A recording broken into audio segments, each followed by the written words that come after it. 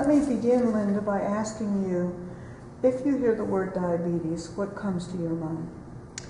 Well, my father was a diabetic, and he was insulin dependent as far back as I can remember. And most of his children are diabetics too. I think maybe there's one of us that's not. Wow. There's 6 kids in all. And you all 5 have. with diabetes.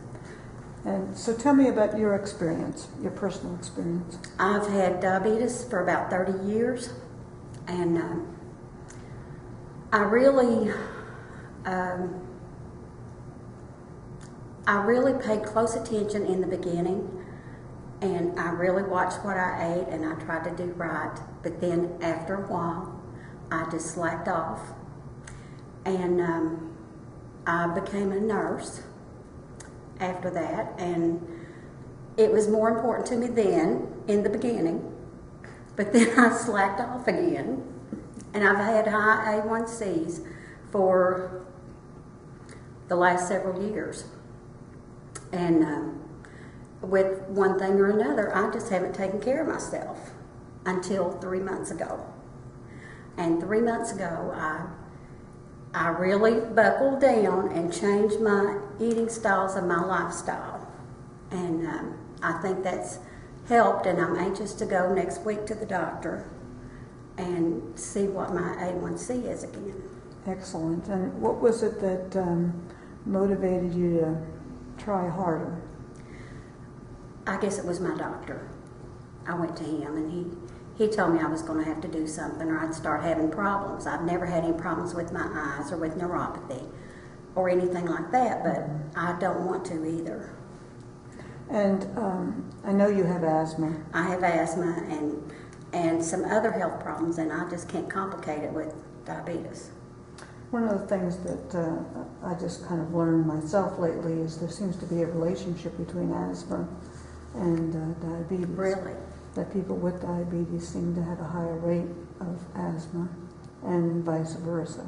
So maybe getting one under control will help both of them. I didn't find out I had asthma until about 10 years after the diabetes. That's I mean, it's just kind of an interesting thing. It is. But there's been some new research that's looked at that. So what do you think causes the diabetes? I think lack of exercise. I think not eating right. In this area, it's hard to find healthy foods if you eat out. And with people's busy lifestyles, there's just nothing else you can do sometimes. And there's just not enough healthy choices. And then too, our culture. We grew up on biscuits and gravy and mashed potatoes. And Sunday dinner was always fried chicken, biscuits, gravy, mashed potatoes, and green beans. And I think it's just the culture.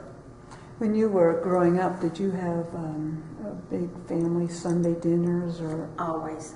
Did you? Tell me a little bit about what that was like. Well, different ones of us children like different things, and Kay liked beans, green beans, and Bill liked corn, and so just about every Sunday dinner we had to have both on the table because that was somebody's favorite. And it was just family, there were 6 kids, so we had a full table. And then a lot of times, holidays and so on, we would go to my grandmother's house and we would have dinner there. What was that like when you went to That grandmother's? was confusion, absolute confusion. There's 8 children there. My granny had 8 children. And there would be 5 or 6 kids and their spouses and their children. And some of them had, several children, like there were 6 in my family. And it was confusion. And do you have any real special memories, particularly around the food that you ate?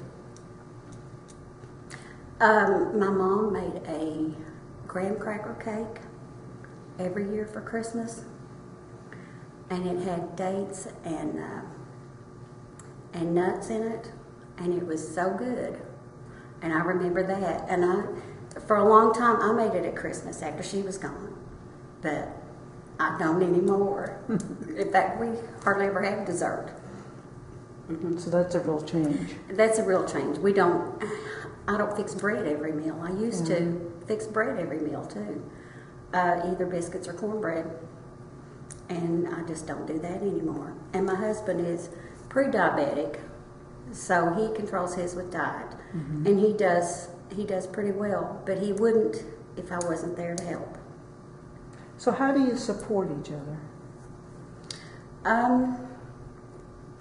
Well, we just choose what we're going to eat, you know, and we talk about what I'm fixing for supper every day, and we, you know, we discuss the fact that we don't need a lot of carbs. That's just life now. So, and that helps you both. Yeah. I want to ask you one other question about when you were growing up in your grandma's house and everybody was there.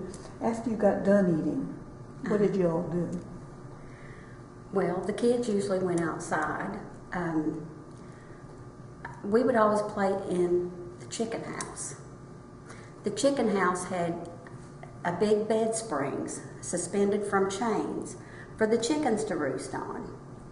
But you have no idea how many kids you can get on a bed spring suspended on chains. And we would swing on that bed springs, all of us. And we would just rock that chicken house. It was funny, it really was. But we weren't supposed to do that. But we always did it. Got caught probably on occasion. Every little bit we'd get caught. I think they'd see the building shaking. What other things did you do? Well, my cousins would always be there, and a lot of times they lived away and would come there on Sundays, and we didn't get to see them very often.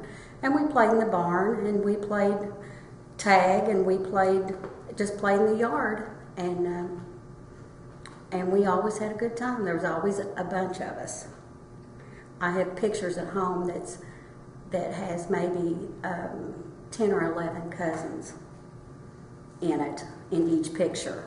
And that's just the way it was. We were always together whenever they were there. And when you were, you had a big family growing up, so what did you do as far as activity? Well, I was pretty lucky about that. My sister always helped Mom in the house, and I was the middle child. I was the youngest girl, and the boys, 3 boys were after that. So I would take the boys out to play. So we played. We played hard. We even used cardboard boxes and would go down the dirt hills in cardboard boxes. We had a swing set, and we would swing, and we always had fun. We always did. We were always active. When right now, looking around, that we have a national problem of increasing overweight and obese children. Not something you saw so much probably when you were growing up. No. And children now are not so active. No, they're not. Do you have any ideas about things we might do to encourage more of that activity? I don't know. I just know it's going to have to start in the home. School children are not getting enough exercise, especially elementary schools. If people don't realize it for themselves and start their children on that, then those children are growing up in front of a computer and eating macaroni and cheese because moms don't have time to fix anything else. And there's hardly ever sit-down suppers anymore, you know, where everybody's together. What about how do we get the parents to change and see this need? I think the first thing we have to do is get some younger people involved with our Diabetes Coalition. Like maybe teachers but now and then that's the problem too, because, you know, them being able to leave their job at that time of day. Would make it hard. But young parents, maybe not the ones, maybe we could go through the health department. You know, mothers of children that are overweight. Maybe we could find people like that. You mentioned the Diabetes Coalition. Why don't you just say a little bit about what you know about the coalition? Well, our Diabetes Coalition does a lot of things. We meet on a monthly basis, and we are promoting good health. And I think that's where it starts, with the exercise and the good eating habits. And that's really what we're focusing on. We did a diabetes calendar this time, and it was an 18-month calendar, and we put people from the county on every page, whether they worked here and lived here now or not. Some of them are doctors and some are dentists, and we put everybody and what they had to say about diabetes on each page of that calendar. And then there's healthy tips on the calendar too. And the calendar just leaves like wildfire. When it comes in, everybody wants it. And it's always gone within a matter of weeks. So it's a good way to get information out to people. It really is. What do you think the most important thing that a person with diabetes needs to do to control the disease? I think the main thing is exercise. I think you can just about eat what you want if you, and I don't mean overboard. I mean, as long as you watch carbs and you exercise, you might even have something a little sweet once in a while, but you're going to have to work it off. Now, do you have an exercise or activity plan for yourself? I do a little bit of hula hoop. Okay. And I've got a treadmill. And I don't walk outside because I have allergic asthma.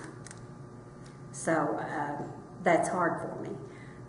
At certain times of the year, it's worse than others. And that's about what I do. So the hula hoop, did you learn that when you were a child? I learned it when I was a child, and I was really good. But I was going to Curves, and they had some there. They had just a couple there that they'd gotten in, and they were new. And I thought, well, I'd never do that again. Never be able to do that again.